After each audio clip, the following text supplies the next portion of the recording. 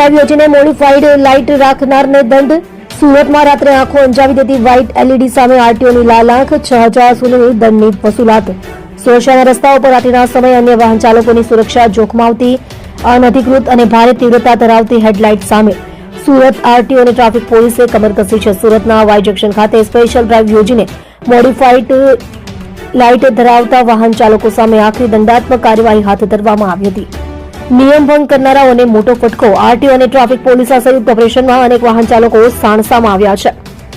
આ ડ્રાઇવ અંતર્ગત વાહન ચાલકો પાસેથી 1,000 થી લઈને 6,000 સુધીનો દંડ વસૂલવામાં આવ્યો હતો. જો કોઈ વાહન ચાલક સ્થળ પર દંડ ભરવામાં નિષ્ફળ રહે અથવા નિયમનું ઉલ્લંઘન ચાલુ રાખે તો કાયદામાં 6 મહિના સુધીની કેદની સજાની પણ જોગવાઈ છે.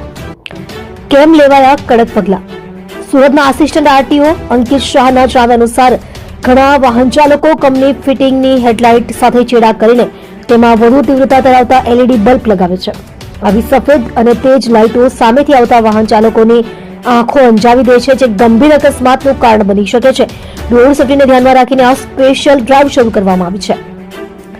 દંડની વસૂલાત અને કઈ કલમ હેઠળ કાર્યવાહી? આરટીઓ દ્વારા દંડની રકમનું વિભાજન કરવામાં આવ્યું છે, જેમાં મોટર વાહન ધારાની કલમ 182 હેઠળ અનધિકૃત રીતે બલ્બમાં ફેરફાર કે ચેડા કરવા બદલ 5,000નો દંડ, રોડ સેફટી જોખમને લઈને જાહેર માર્ગ પર અન્ય માટે જોખમ ઊભું કરવા બદલ વધારાનો 1,000 દંડ, એમ કુલ 6,000 સુધીનો દંડ વસૂલવામાં આવ્યો હતો.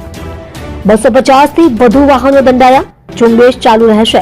છેલ્લા 1 મહિના દરમિયાન ચાલેલી આ સ્પેશિયલ ડ્રાઇવમાં અત્યાર સુધીમાં અંદાજે 250 જેટલા વાહનો સામે કાર્યવાહી કરવામાં આવી છે.